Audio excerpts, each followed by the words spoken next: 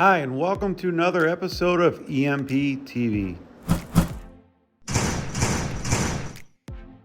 Today we're going to be installing our brand new rear bumper on the 2021 Yamaha Wolverine RMAX.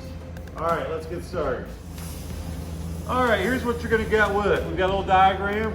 You're going to get a driver's side, a passenger side mounting bracket. You're going to get 6 nut plates, 4 of one, 2 of another, and you're going to get a rear bumper. So this is what you're going to get here. This is the passenger side mounting bracket. Driver's side mounting bracket. It'll go like this. And this mounts up to the existing holes in the frame and bed. As you can see, this is made from 3/16 steel. It's laser cut, CNC formed, and robotically welded. Got some very nice welds on it. The rear bumper is made from 11 gauge. It's also welded, ground down, and it's powder coated with the texture black. Then you're going to get, here's your mounting hardware you're going to get. You're going to get 4 carriage bolts for mounting the rear bumper to the brackets, as you can see, and 4 nuts. You're going to have 4 of these larger nut plates. Those are going to go here. Makes real easy installation. Put the nut plate in and tighten the nut down. So you've got 4 of those. Then in the front here, you're going to get 2 more nut plates, and they're going to go like this up into the frame.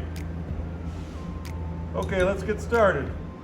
In the rear part for the nut plates, you're going to need a 9/16 socket or ratcheting wrench.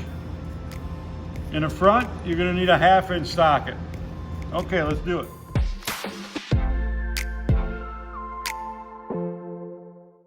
After you got the 4 nut plates installed, 2 per side in the front, we'll move to the back. We're going to slide a small nut plate up into the frame from the back side and then put the bolt through the bumper bracket, through the frame, and into the nut plate.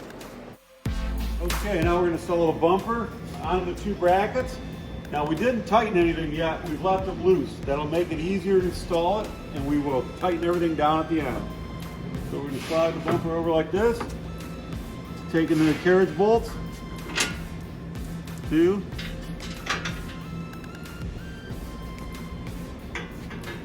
3.